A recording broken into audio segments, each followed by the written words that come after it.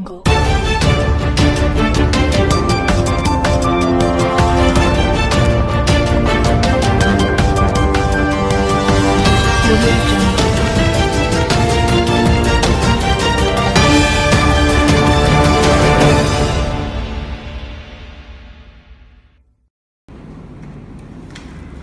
Assalamualaikum.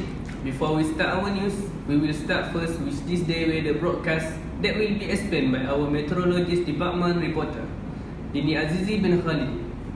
Okay, Dinie, please. Thank you, Syafiq and Akmal from the studio. Assalamualaikum and good morning to everyone. As usually today, you are with me, Dinie Azizi bin Khalidi, for today's weather broadcast. As you can see, this is the current satellite view of the Malaysian region that can be seen at this time. A group of clouds that you see here are around the region of Malaysia. And we can see here the weather activity around the area of Sarawak and Sabah. To see more clearly, weather condition in Sabah and Sarawak can be seen on the latest radar boards, where we can see the rain is happening around the northern areas of Sarawak as well as areas around Bintulu and Mukah, and are expected to last until late at night. And we continue with the first phase weather warning issued by the Meteorological Department of Malaysia around Labuan and west, as well as around the western and Kodat coastal areas of Sabah, which is still in effect until Tuesday, 9th July 2019. In this case, it is very dangerous to do ocean activities such as fishing by small boats, ocean recreation, and sea sports. And we continue with the weather forecast for this evening in Peninsular Malaysia. Heavy rain and thunderstorms are expected in some areas around the west coast of the peninsula, to be concentrated in the southern part of Perak, Selangor, territory of Kuala Lumpur, Negeri Sembilan, and Melaka. Meanwhile, rainfall is concentrated around the state of Kedah and also mainland of Penang. We continue with the weather forecast tonight. Expected to rain in some areas around the state of Perak and also the state of Selangor, as well as in some areas around the state of Kelantan and also Terengganu. Meanwhile, areas like Johor, Negeri Sembilan, Melaka, Kedah, and Perlis are not expected to rain tonight. That's all the weather forecast info for today. Before we end, let's look at the weather forecast in major cities across Malaysia throughout tomorrow morning. I'm Dinie Azizi. Thank you and Assalamualaikum.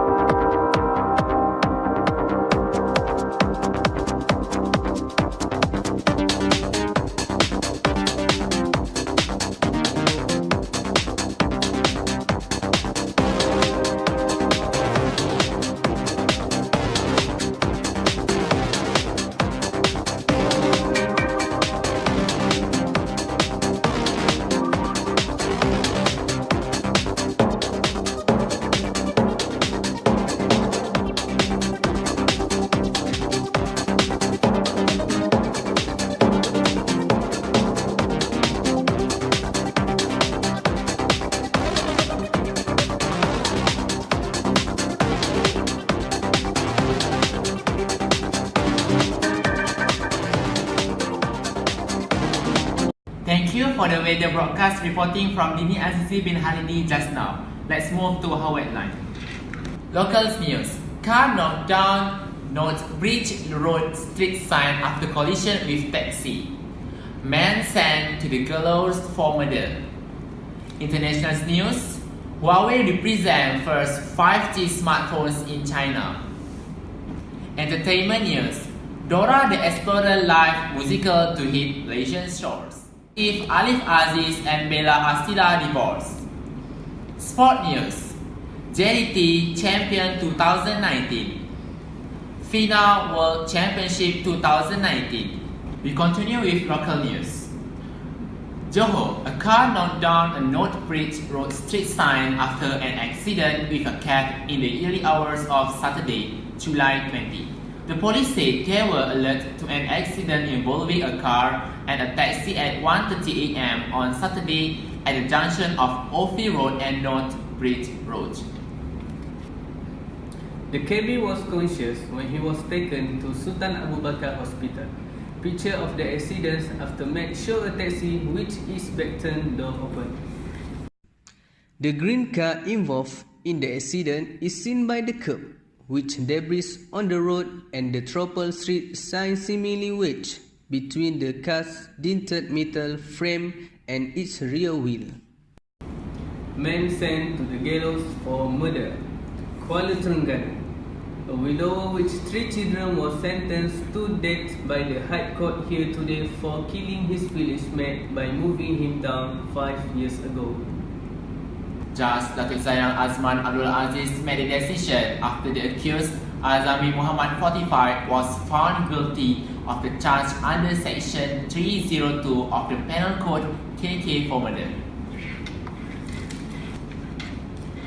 According to the charge, the accused who worked as a lorry driver was charged with killing Rohadi Zakaria, 49, on the Kampung Jelapang Highway in Sungai Tong, Setiu at 6 p.m. on October 2, 2014.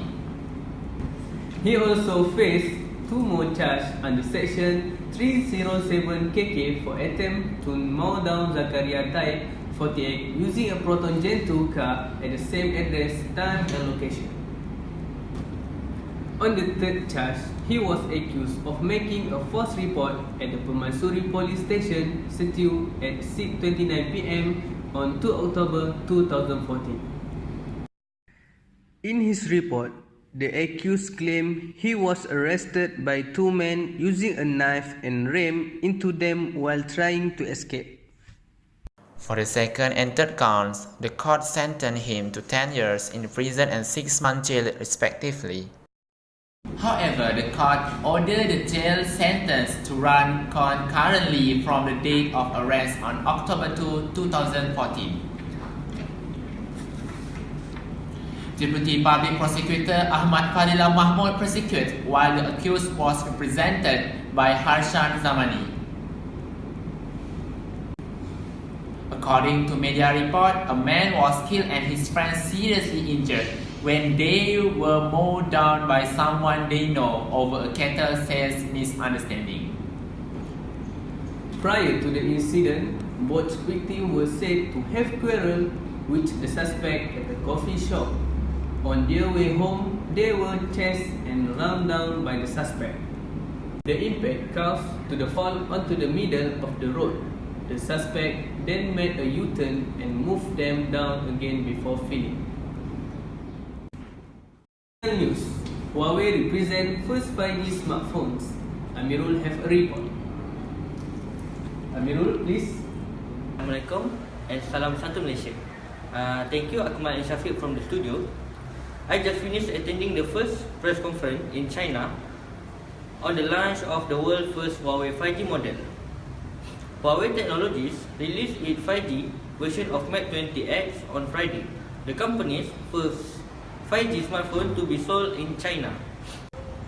It's also the first 5G smartphone available from the top 5 brands in the domestic market.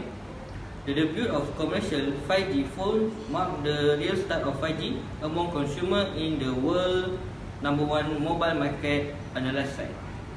China officially approved 5G commercial service in June and is currently testing 5G across all the country, major cities and provincial regions.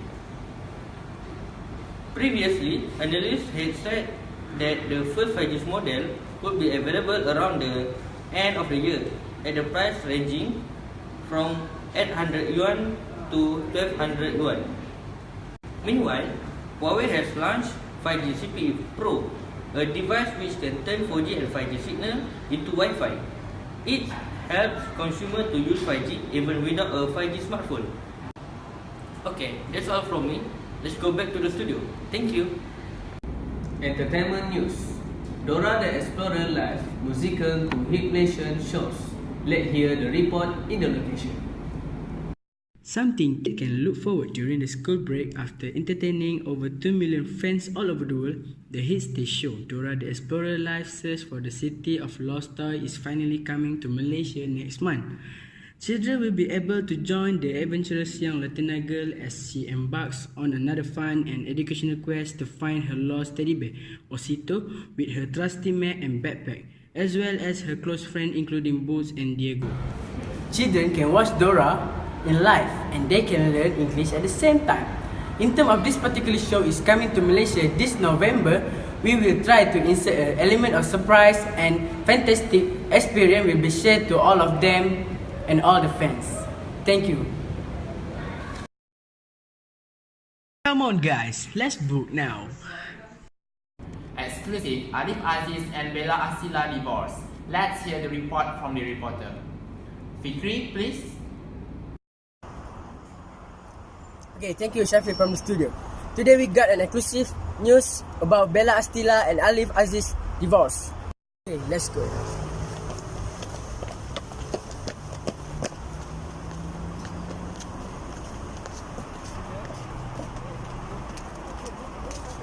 Cik Farhan. Okay. Do you Bella Astila manager? Oh yes.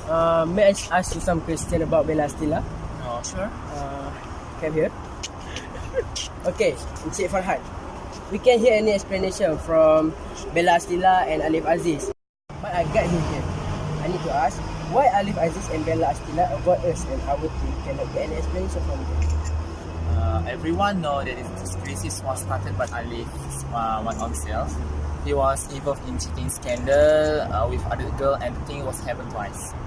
Bella Astila was sad with him and don't want to give Alif second chance anymore because Alif don't deserve that and he would not appreciate that until Bella asked for divorce.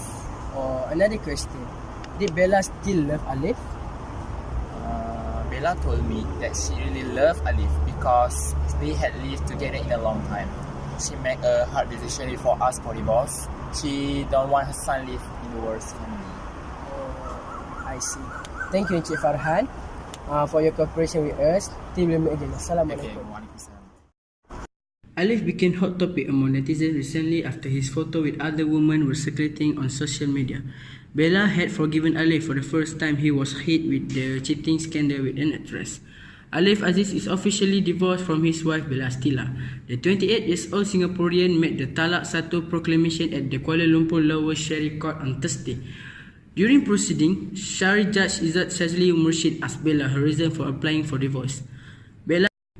Bella answered irreconcilable differences. But when pressed further, Bella replied, "Because my husband always cheats on me." The court ordered Alif, whose full name, Mohamad Alif Aziz, to pay 1,000 ringgit monthly starting this month in nafkah or maintenance for his 2-year-old son. Sport news, JDT Champion 2019. The league action of 2019 is only 4 matches left, which it seems like the JDT's success had been predicted as a good team without any losers. Let's hear the report from Zulfadhli. Takzim itu turut dibantu rekod cemerlang. The league action of 2019 is only 4 matches left, which seems like the JDT's success had been predicted as a good team without any lose. JDT, who had guided by his coach Benjamin Mora, was visited Hang Jebat Stadium to against Melaka for the next game. Bring the mission to make sure JDT gained the success became true after Nazmi Faiz had spotted his team 7 minutes early than enemy teams. Hugo Santos, as striker for JDT team, had scored and became the second person who bring the second goals for his team at 27 minutes after the game began. In 83rd minute, Melaka was surprising when they got the first score by Syukur Adan after had awarded a penalty because the ball hand smashed the JDT's player hands. The game was end with 2-1 score, and that was a good news for JDT fans who had predicted their team to gain success on this league yearly. For the special information, this is the 6th trophy for JDT along this time after 2014, 2015, 2016, 2017 and 2018. Okay, thank you Syafiq from studio. Okay, now I want to invite Safawi Rashid to comment this game. Hi Safawi Rashid. Yes. Come here. Yeah. Okay, nice to meet you. Yes, thank you. Okay, first of all, I want to congratulate you after winning this title. And what can you say after winning this Malaysian Super League 2019? Now we can say that we are the champion.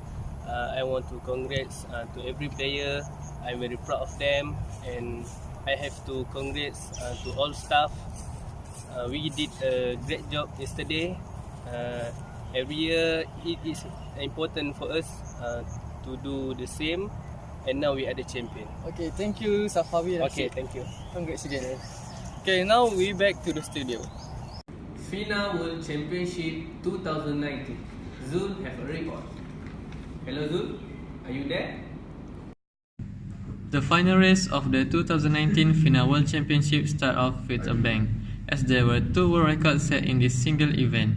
The USA Regan Smith got the ball rolling with a world record in the 100 back, racing to a 57.57 to give the USA a big lead. That makes Smith the first woman in history to break 58 seconds, raising teammate Kaslan Baker's former world record of 58 from 2018. Smith, who set a new record in the 200 back and won gold in that event, didn't even get the chance to swim the 100 back individually here, but she was the fastest 100 back stroker here by far.